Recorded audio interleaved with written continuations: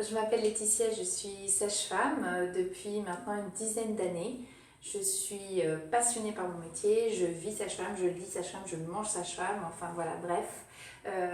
J'adore surtout le côté physiologique, naturel et respecter vraiment ce côté-là, puisque c'est ce qui permettra à l'humanité de grandir et d'avoir un avenir, je pense. Voilà. Donc, comme assistant, aujourd'hui, j'ai mon petit Gustave. Et pour commencer, on va faire simple. On va montrer les gestes pour désinfecter notre fameux cordon ombilical chez un nouveau-né. Première étape, préparez votre matériel. Donc, il nous faut un gel hydroalcoolique pour laver les mains. Il nous faut un paquet de compresses où il y a 2 compresses. Il nous faut un antiseptique adapté au nouveau-né. Voilà. À ce moment-là, après le change de la couche, on va passer à la désinfection du cordon ombilical. Première chose, on se lave les mains.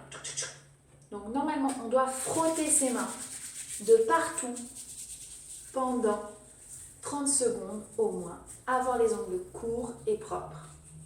Voilà, là je le fais un petit peu en accéléré. Voilà, c'est prêt. Alors, on prend son paquet de compresses, donc là on l'ouvre bien comme ça et on ne fait pas... Et on retire les compresses, on touche avec ses doigts. Non, on l'ouvre. Voilà. On va prendre notre antiseptique et on va imbiber les compresses, les 2 en tout cas. Voilà. On attrape le premier coin et puis on va faire un petit parachute comme ceci. Voilà. Très bien. Nous attrapons le clan du cordon ombilical. Donc il faut savoir que ce n'est pas du tout innervé le cordon ombilical, un petit peu quand même au niveau de la base de l'insertion du cordon, puisque c'est la peau qui risque de tirer. Donc il ne faut pas s'amuser à tirer sur le cordon, il faut juste faire attention à ça. Mais vous allez très bien vous en sortir.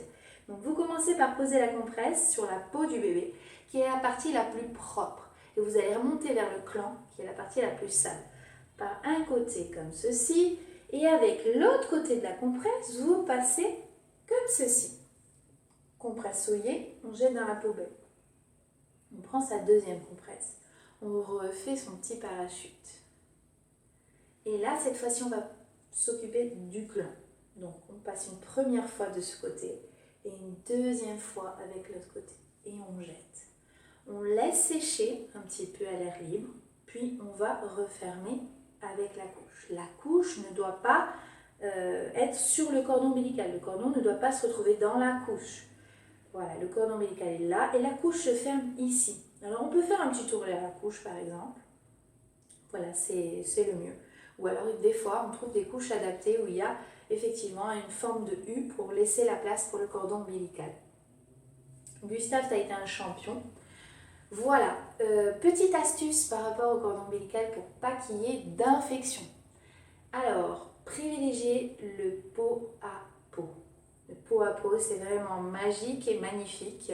Ça va permettre aux microbes de la maman, aux germes de la maman, d'aller coloniser le bébé.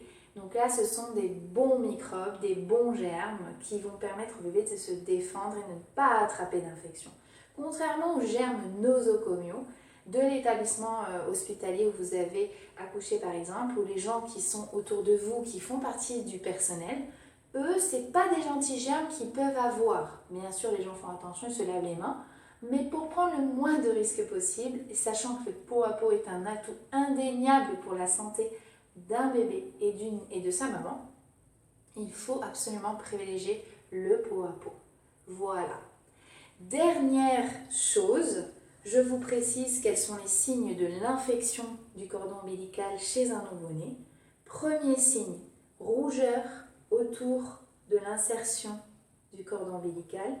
Deuxième signe, vous pouvez avoir des suppurations un peu vert, jaunâtre, voilà.